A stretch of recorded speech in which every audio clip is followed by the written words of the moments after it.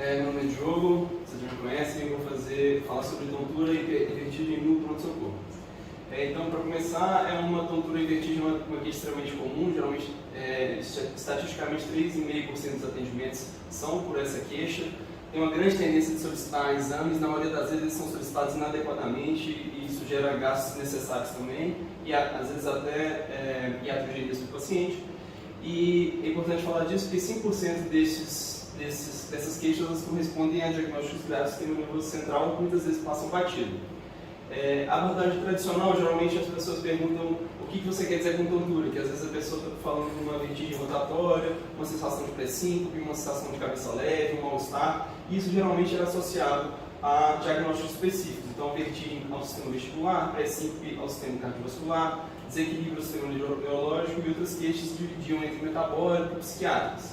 Mas o problema é que isso não é nada eficaz, não é baseado em evidência. Muitas vezes os pacientes não conseguem definir com exatidão os sintomas, o que eles estão sentindo. Na maioria das vezes eles estão sentindo mais de algum dos tipos de tontura e as síndromes vertiginosas elas podem apresentar com diferentes tipos de tontura também, de vertigem, então nada é específico de um diagnóstico exclusivo.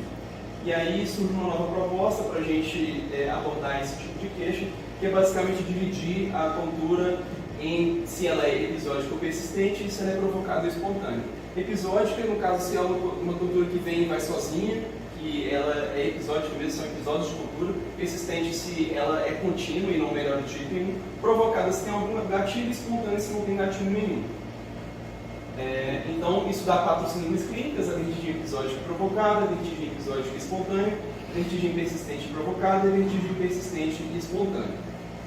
E falando da episódica e provocada, as principais causas são VPPB, que é vertigem posicional paroxística benigna, e a hipotensão postural. Vão ser episódios breves, que duram de alguns segundos ou minutos, e necessariamente tem que ter algum gatilho específico. E aí, falando da VPPB, sendo bem breve, é a causa mais comum de vertigem, ela é benigna, é por um desequilíbrio dos otolitos nos canais semicirculares, e é diagnosticada pela manobra de Dix-Hallpike ou Red Roll. Ela dá o diagnóstico. Depois vocês buscam, não dá o tempo de colocar a demonstração das manobras aqui, e a manobra de Epley geralmente é o tratamento. Ela é o tratamento de VPPB, passante vertiginoso não vai melhorar, o paciente vai voltar com a mesma queixa, a maioria das vezes as pessoas não fazem. Muitas vezes no consultório de otorrino o pessoal não faz, então é importante fazer para o paciente melhorar dessa queixa. Hipotensão postural quando tem uma queda da PAS em 20 mm de mercúrio ou da diastólica em 10 mm após 3 minutos em pé. Então, mede sentado ou deitado, depois tem que esperar 3 minutos em pé para ver se tem essa queda. As principais causas são o uso de medicação, antipertensivos e poliviramia, mas tem que atentar para causas graves, abdômen agudo hemorrágica, AM, sepsis, cetoacidose, insuficiência adrenal, que são causas que também podem causar hipovolemia grave, às vezes pode passar batido se você não pensar, e também pode causar uma diminuição do tom simpático, causando hipotensão postural.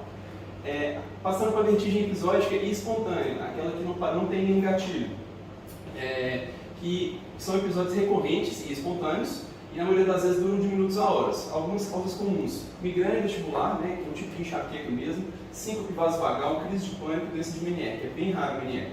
E algumas causas graves: AIT vértebro basilar, hemorragia subaracnoide, arritmias cardíacas, tecnicoglicemia, intoxicação intermitente por monóxido de carbono.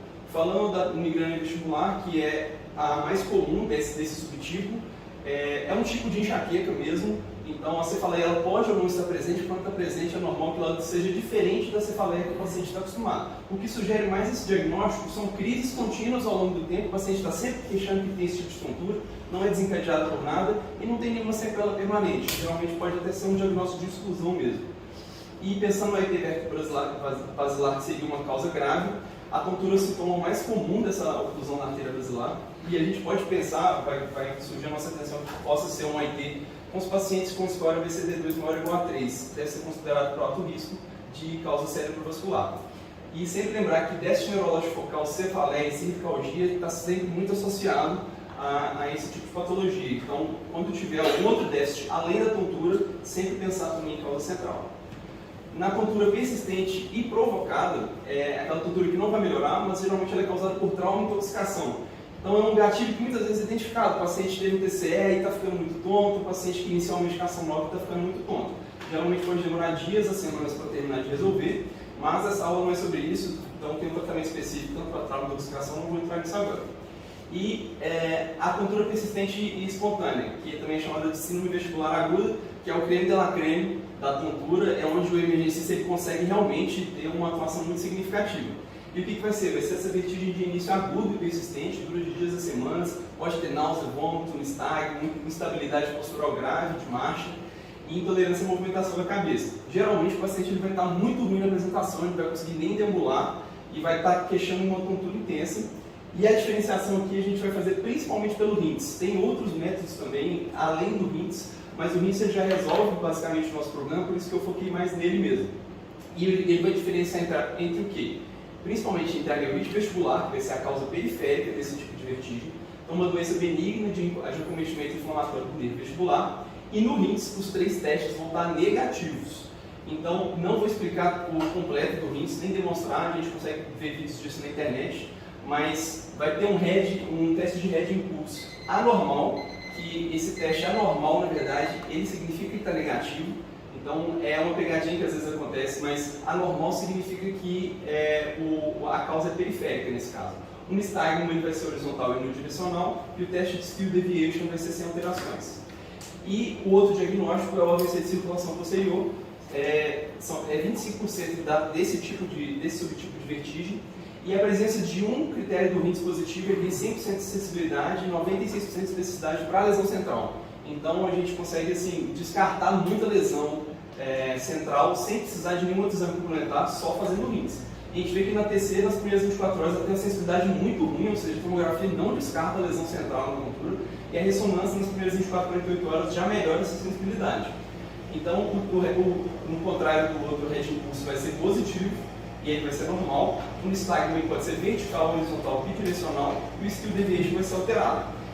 O déficit focal é muito suscetível de lesão central, então nem precisa fazer o RINTS quando tiver déficit focal. Ele vai direto para algum exame complementar e avaliação de especialidade se tiver disponível.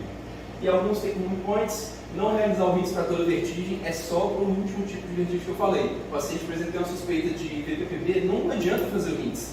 Ele não é para esse tipo de situação mesmo. A tontura persistente espontânea vai realizar o RINTS antes de pensar de qualquer exame, porque às vezes só com o RINTS a gente consegue descartar patologias centrais. O déficit focal é muito suscetível de lesão central, então ele nem precisa de exame, ele já tem que ser avaliado com mais cuidado, e a TC não descarta lesão central. Aqui tem um fluxogramazinho dos artigos que eu passei, mas é isso.